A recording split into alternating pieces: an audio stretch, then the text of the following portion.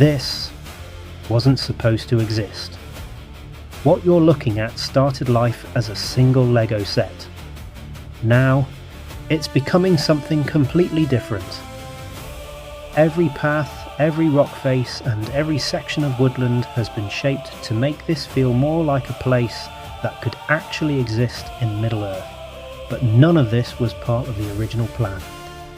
In fact, there were several moments where I genuinely thought I'd gone too far and ruined the whole thing.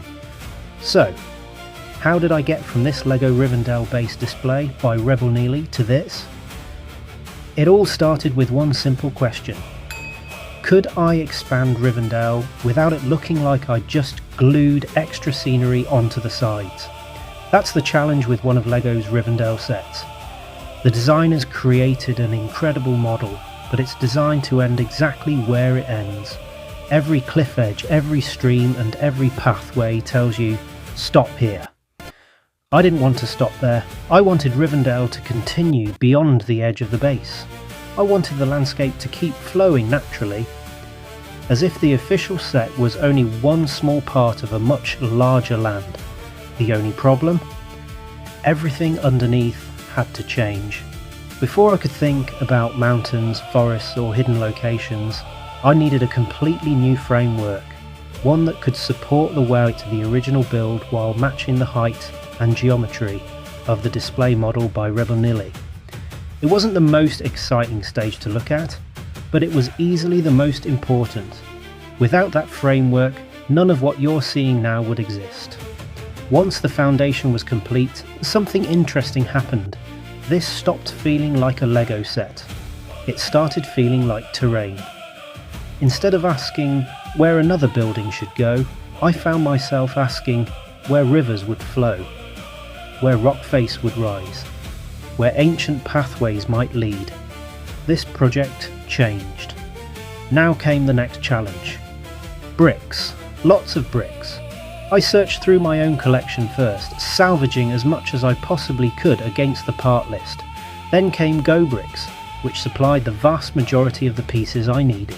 And finally, for everything Go Bricks and I couldn't provide, I turned to Bricklink sellers to hunt down those last missing parts. No single order solved the problem. This project came together one delivery at a time. Slopes, plates, tiles, until I finally had enough to start giving the landscape some life. But here's something I don't think many people realise about building a project like this.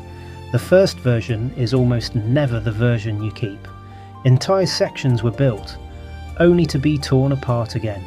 Rockwork, trees, paths. Some ideas looked fantastic in my head, but simply didn't work once they were built in LEGO. And honestly, that's one of my favourite parts of the creative process. You're never really finished, you're just getting closer. One of the biggest changes came with this section right here. Originally, this area was simply more landscape. It looked fine. But fine wasn't enough. I wanted a reason for people to stop and look closer. That's when the cave began to take shape. Hidden within the mountain is Gollum, perched beside a dark pool of water, completely consumed by the One Ring. It's not designed to dominate the display, it's designed to be discovered. The kind of detail that someone notices on their second or even third look, and once that hidden storytelling found its way into the build, everything else started to evolve into words on a page in a book. The woodland became denser, the pathways became more mysterious, the landscape started suggesting there was more waiting to be explored. Which brings me to what might be my favourite addition of all, Balin's tomb. What's funny is that this didn't even begin as part of Rivendell. It was its own completely separate MOC by Tubi Rock V, a standalone project. But the more I looked at both builds, the more I wondered, well, what if they weren't separate at all? What if Balin's tomb could sit in that massive void in the middle of the Rivendell Base display? That single idea completely changed the direction of this project. Instead of displaying two different models, I focused on blending them together so naturally that they felt like one continuous environment. Rock formations were reshaped, trees were repositioned, And this glorious entrance inspired by the west gate of Moria became a thing. The transition between builds was disguised, every change was made with one goal in mind, to make you forget where the LEGO MOC end and where my own building begins. That's probably the compliment I love to hear most. Not that it looks impressive, not that it's huge, but that someone genuinely can't tell where LEGO MOC stopped and I started. Because that's always been the goal. Not to compete with the original set, to celebrate it, to build around it, to imagine what might exist just beyond the edge of the instructions. That's what Tolkien's world should make you feel. Every forest hides another story. Every mountain conceals another forgotten place. Every winding path invites you to keep exploring.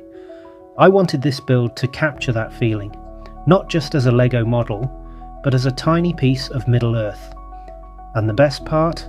It's not yet finished. I've already got plans to install this Game of Bricks lighting kit next. Maybe some more hidden locations, more stories, more moments to discover. So, if you've enjoyed following this journey so far, make sure you're subscribed because this is simply one chapter of many. Middle-earth still has plenty of secrets left to uncover. And don't forget, I was born to be liked. So, subscribe, you son of a bitch.